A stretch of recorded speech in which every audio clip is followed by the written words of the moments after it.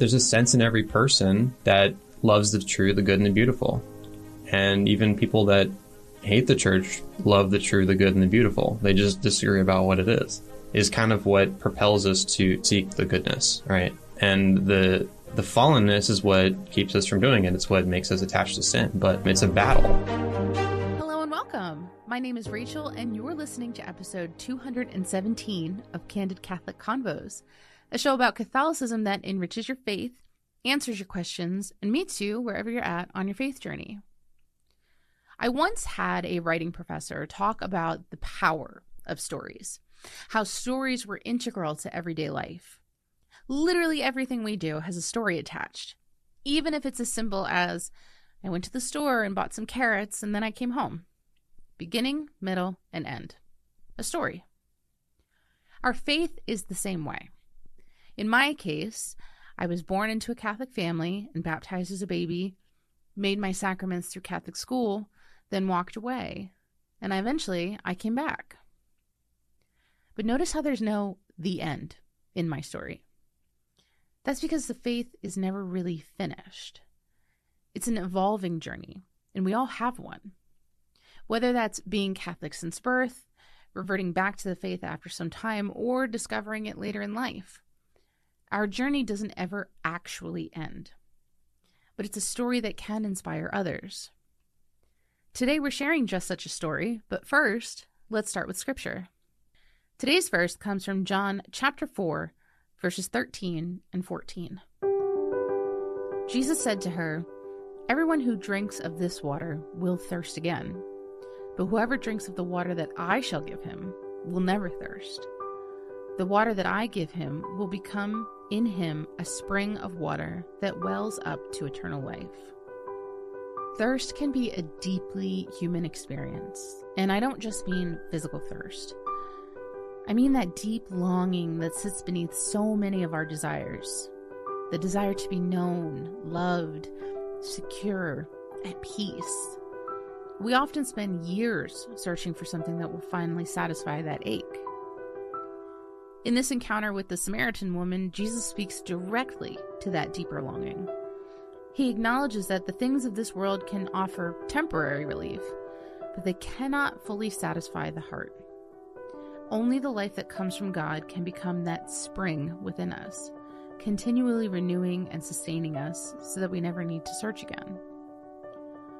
What I love about this moment is that Jesus doesn't begin with a lecture or even a demand. He begins with a conversation. He meets this woman where she is, listens to her, and gradually reveals who he is. The living water he offers is not an abstract idea. It's his own divine life shared with us. As Catholics, we encounter that living water in a profound way through the sacraments, where Christ continues to meet us personally. Each sacrament is a reminder that God does not leave us searching alone. He comes to us, offering grace that can transform our hearts from the inside out. Today's Saint Spotlight shines on St. Elizabeth Ann Seton, the first native-born American saint. Elizabeth was born in 1774 in New York City and raised in an Episcopalian family. She married young, had 5 children, and seemed to be living a comfortable life. But her world was turned upside down when her husband became seriously ill and died, leaving her a very young widow. During a trip to Italy, Elizabeth encountered Catholic families whose deep faith, especially their devotion to the Eucharist, made a lasting impression on her. After years of prayer, study, and wrestling with the decision, she converted to Catholicism in 1805. Her conversion came at a cost. Friends and family distanced themselves, and she faced social and financial hardship. Yet she remained convinced that God was calling her into the Catholic Church. Elizabeth went on to found the Sisters of Charity in the United States and establish schools that would help lay the foundation for the Catholic education system in America. St. Elizabeth Ann Seton reminds us that conversion isn't always dramatic or easy. Sometimes it's a slow journey of following the truth wherever God leads. even when it requires sacrifice. So back to our story metaphor and how faith is more of a to be continued than it is a true ending. Today, I'm excited to chat with Chase Lear, who grew up believing he was an atheist, was catechized by his cousin, who's now a newly ordained priest, and converted to Catholicism just a few years ago. And this is just the beginning of his story. Chase, welcome to Candid Catholic Convos. I'm excited to chat with you today. I'm excited too. So, for those who maybe haven't met you yet, Yeah. Tell me a little bit about yourself. Well, I'll start by saying I'm just a regular guy. But yeah, I'm 26 now, and I've been Catholic since 2022, so just a couple of years. I did not grow up raised with any Catholic values particularly. I mean, I had some Catholics around me in my life, but my parents didn't raise me in the faith. And you know, there's a little bit of Christian influence, I think, in everywhere in our culture, but it was kind of here and there for me growing up. And also my parents were never married, which I think is an important detail for me, because I think for me, like, the moral teaching of the church is like kind of where I would really put my focus in terms of like how I encountered Christ and how I came to love his church. And so I guess going through this question of like, you know, what's your conversion story? It's it kind of comes with falling in love with the truth, right? And that's kind of the way that I encounter the Lord. Yeah. Yeah. So tell me a little bit about that. So if you were not brought up with a consistent, you know, faith presence in your life, how did you come to then discover Catholicism? Yeah. So when I was first asked this, I guess like whenever they put a little blurb in the, you know, the bulletin on the day of my baptism, because I was the only one there that got baptized that day, which was kind of cool, but it's also cool when there's a lot of people. Yeah. But it was kind of cool for me that it was just me getting baptized and one other awesome young woman getting confirmed. I wrote something about, I don't remember exactly, but how I felt the presence of Christ and the beauty of his teaching in the way that other people around me loved me, you know? And for me, that was my cousins. Like I said, my immediate family, we didn't really grow up in a Catholic household, but my cousins that I knew from that I was just good friends with growing up, because, you know, cousins are great because they're like right in between like family and friends. Yeah. And they're both, you know? So it's like your siblings, you love your siblings, but you're so close to them all the time they get on your nerves too much. But the cousins are like, you only see them once in a while, but also like you're tight, you know? So I grew up with some awesome cousins, you know, and they are a very, very faithful Catholic family. But growing up, I didn't buy it at all. Like I didn't like the whole God thing. I argued with them all the time, got really deep philosophical debates, called myself an atheist for most of my young life. And, well, one of those guys that I argued with the most just became a priest, like, I think a week or two ago. Oh, wow. Yeah. Father Jim Harbour in the Diocese of Arlington, really awesome guy. That's cool. He just began his ministry. He's doing his first masses at home with his family, and it was such a great day to see him get ordained. But yeah, he catechized me, you know, and then his mom, of course, who's also very wise with the faith, and some of his friends and his other siblings. So I was inspired by people very close to me that I grew up kind of contending with, but I guess that love and respect allowed me to be docile to the truth of the faith. And I would say that as I became a young adult, I fell on my face, you know, in my own ways. And I would say that mainly in the way that I handled relationships, romantic relationships, and also just like regular relationships with my family, my immediate family, my capacity to actually show love and properly understood to other people, like willing the good of other people.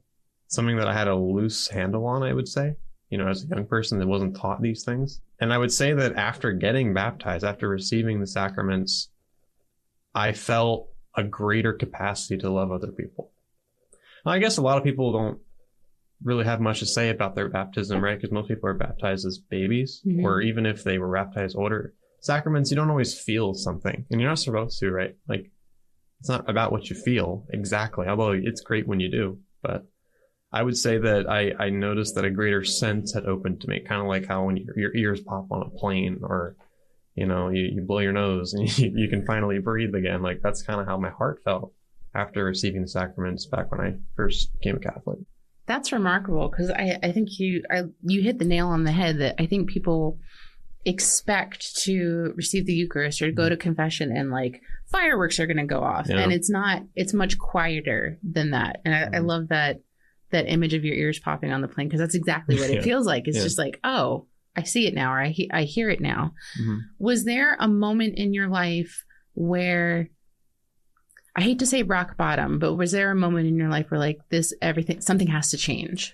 Yeah, I would say that I think a lot of teenagers and maybe like middle school aged kids like go through like a strong period of angst. Yes. You know, and that's our punk rock phase. In a sense, that's normal because we're all growing up. But I think in our world today, without God walking with you on that angsty journey, it can be really grim at times. And I would say that for me, I guess I didn't have to, but I navigated that in the best way that I could come up with as a young man without the formation that I have now. And I would say that there was a time where I really didn't like myself. Wasn't proud of kind of the person that I was, right? But also I was a kid in a sense, right? I was a teenager or whatever. But it doesn't matter. When you're a teenager, you're as old and as wise as you'll ever be, just like you are at any other age, right? So you know, I had a hard time, and I guess what happened, without getting too far into those sorts of details about like my angsty, you know, teenage dramas, I looked around and saw other people that seemed to have things figured out. People that I admired, and that I realized that even if I didn't want to admit anything about God, like at the time, I couldn't deny, like, for example, my cousin who ended up being my best man at my wedding. 3 of us are good friends. You know, I wanted to be like these people. And I realized that all the people that I wanted to be like, really, that I wish I was like, that I realized that I wasn't like, were people that believed in something much greater than themselves. And it turned out most of them were Catholics. One example also, another great man, which I'm going to keep referencing because I think that's the right way to explain it, was when I was a kid, before I had any idea of being a Christian, I was really into martial arts. So I did Taekwondo for like 6 years. And that was a really big part of like stabilizing my sanity as a young man and going through those angsty years. I found comfort in meditation and in East Asian philosophy. And, you know, some of that stuff I would say does translate well into what we believe as Catholics. And especially when it comes to just like understanding the world and finding peace in meditation and discipline, I would say, right? Asceticism, all those things.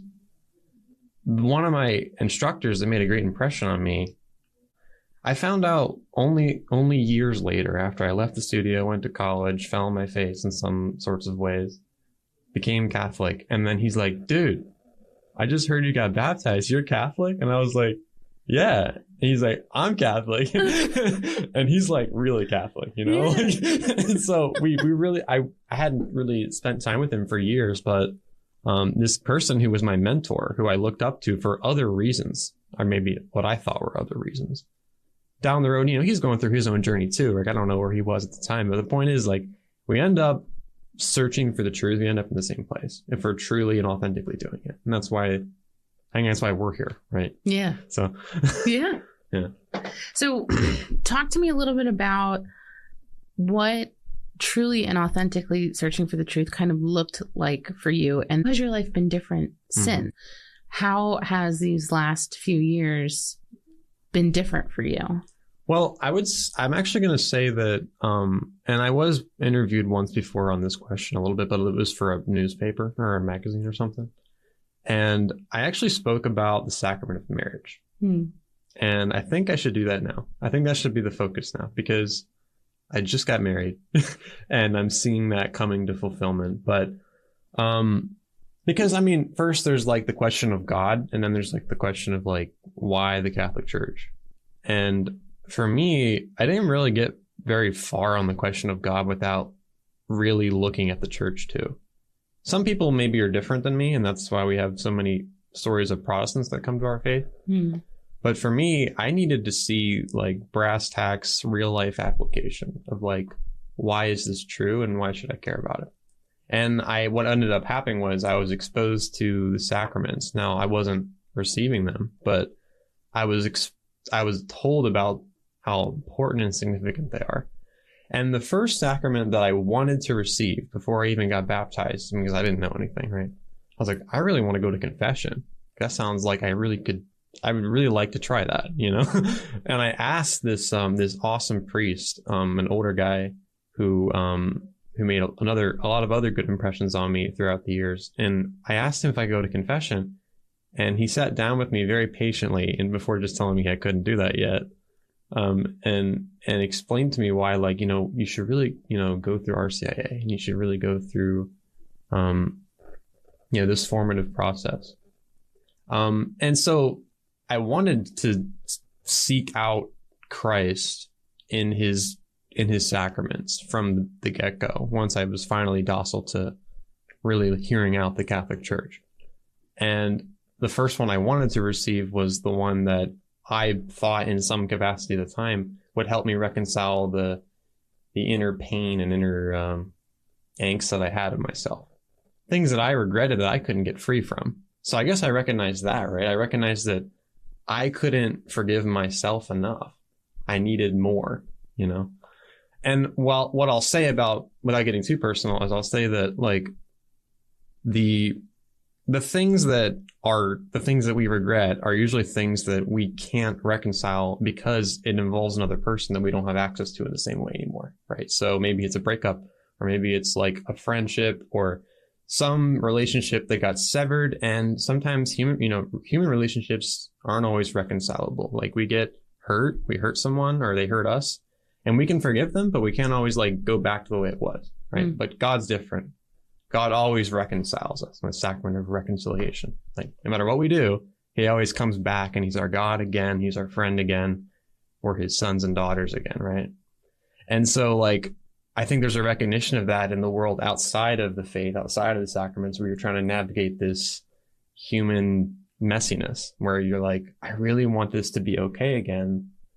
And I know that I can't have the same relationship that I had before with this person or whatever, but I'm something still bleeding in me, right? And that's because we want that reconciliation.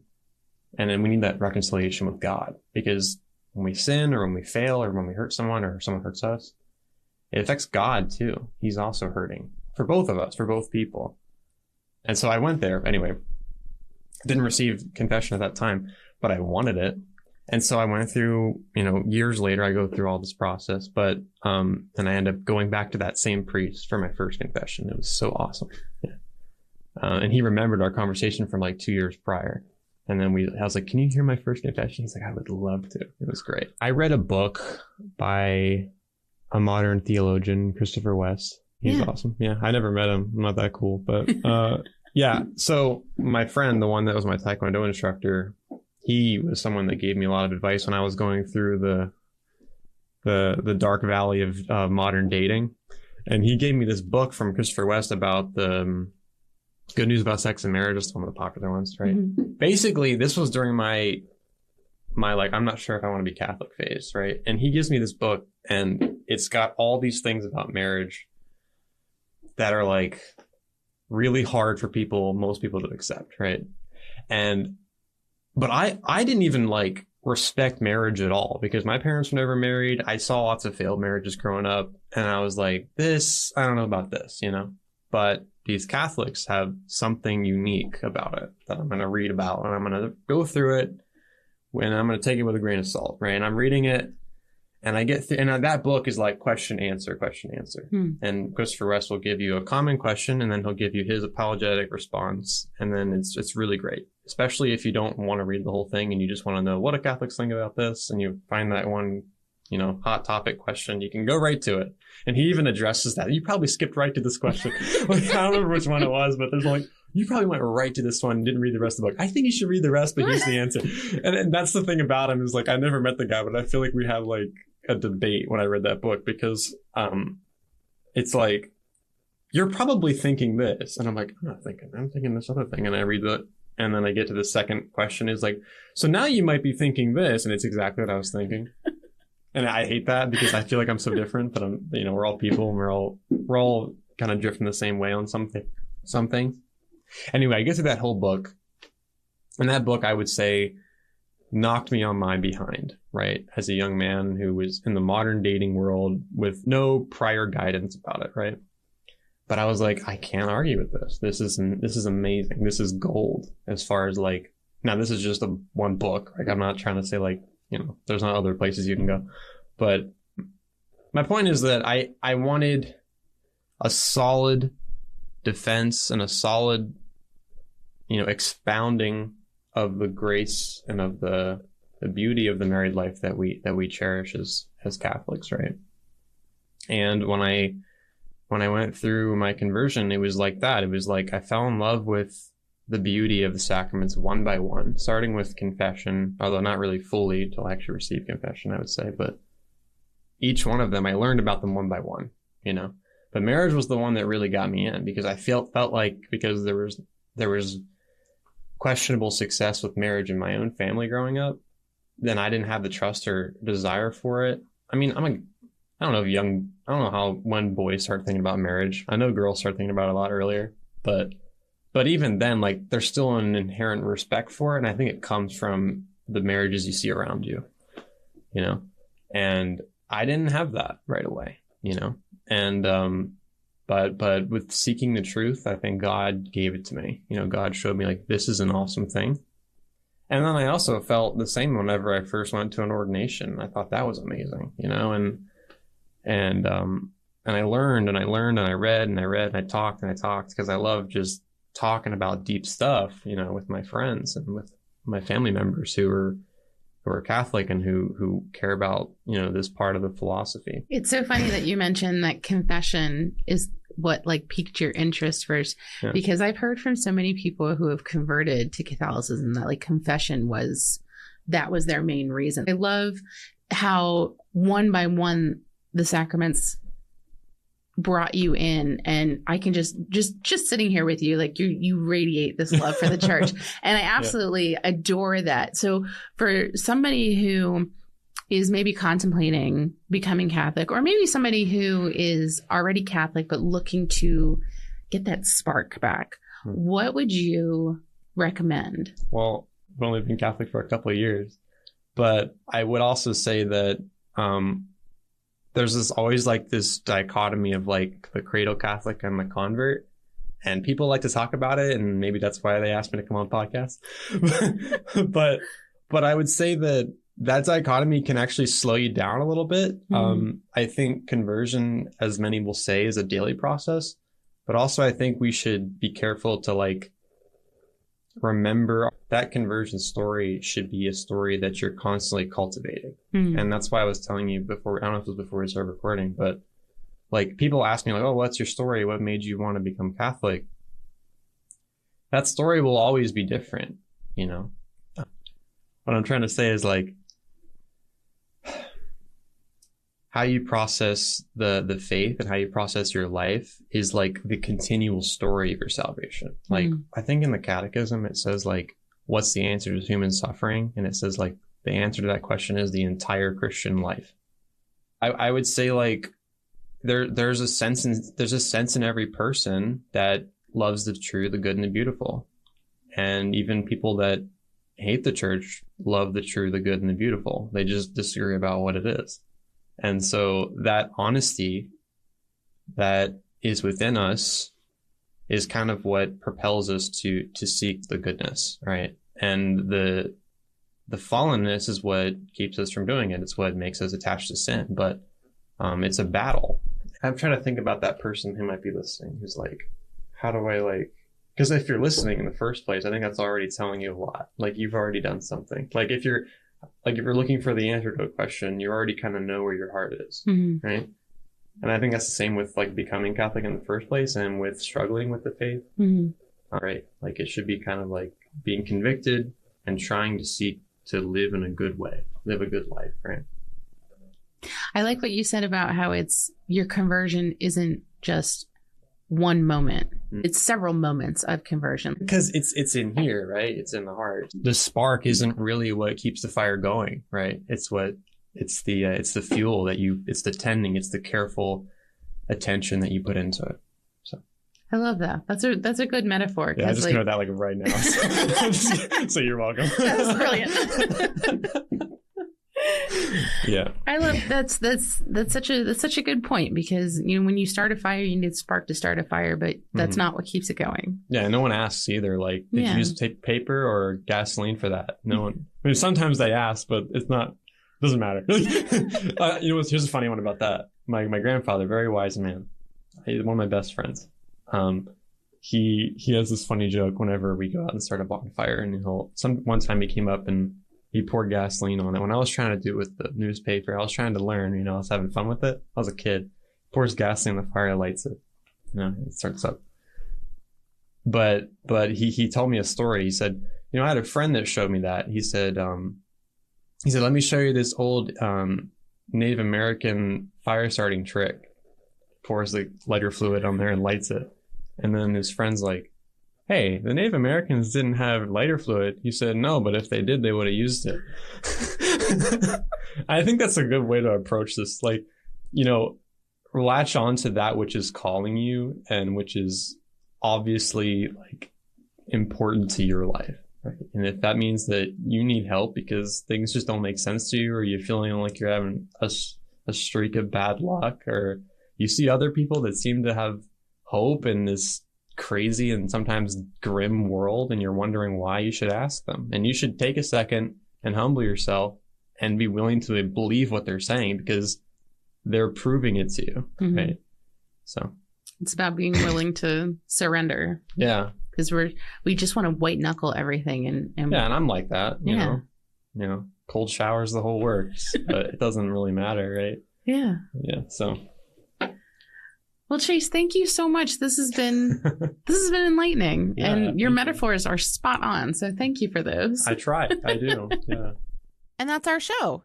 Candid Catholic Convos is brought to you by the Diocese of Harrisburg, hosted and sound engineered by me, Rachel Trochet, and produced by Rachel Bryson. If today's episode resonated with you, please share it on social media. You can tag us using @HBGDiocese. Make sure you also subscribe on your preferred listening platform so you never miss an episode. And if you'd like to support our production efforts, a donation to our diocesan annual campaign would benefit us greatly in continuing our ministry.